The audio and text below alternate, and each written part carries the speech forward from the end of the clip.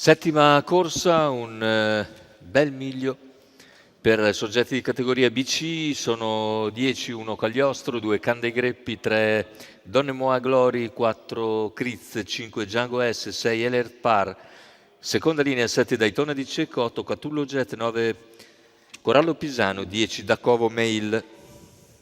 Corsa molto incerta, non c'è un vero e proprio favorito, giocate in chiusura Catullo Jet e Dacovo Mail.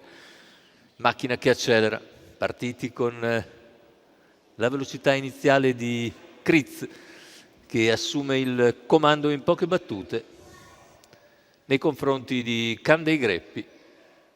Più indietro è Cagliostro, mentre è rimasto all'esterno Donne Moa Glory. Va via di buona lena per i primi 200 in 14,2 Kriz, a un paio di lunghezze segue Candei Greppi con in schiena Cagliostro e se ne vanno intanto i primi 400 metri di gara completati in 29. Dalle retrovie la progressione di Dacovo Mail che avanza e raggiunge Candei Greppi dopo 500 metri di gara e si trascina. Django S, percorsie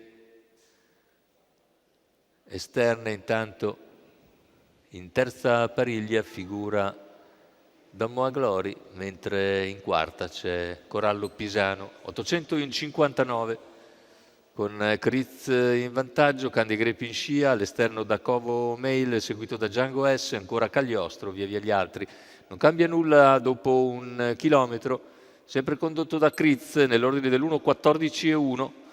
Dacovo Mail sempre all'atto di Candei Greppi, poi Cagliostro. Nessuno riesce però a farsi luce a 400 dalla conclusione, sempre Kriz che comanda la gara. Dacovo Mail sempre all'atto di Candei Greppi che è in scia, poi Cagliostro, ancora Django S e via via gli altri.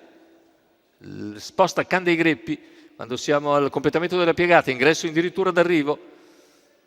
Candei Greppi va veloce all'attacco di Kriz che appare in difficoltà, lo scatto interno di Cagliostro, finale con Candei Greppi che vince nei confronti di Cagliostro, mentre per il terzo emerge probabilmente Daytona di Cecco all'interno. Andiamo a rivedere l'arrivo, intanto 1.13.7 con 31 a chiudere.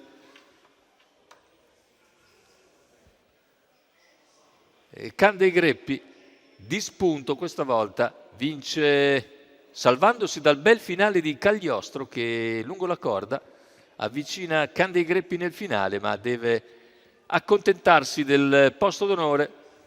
Candei Greppi e Roberto Vecchione a segno in questa BC dall'Arcoveggio, mentre al terzo posto finisce molto bene il numero 7 Daytona di Cecco. La vittoria quindi per Roberto Vecchione per conto di Enrico Stefani della scuderia Nitto Candei Greppi.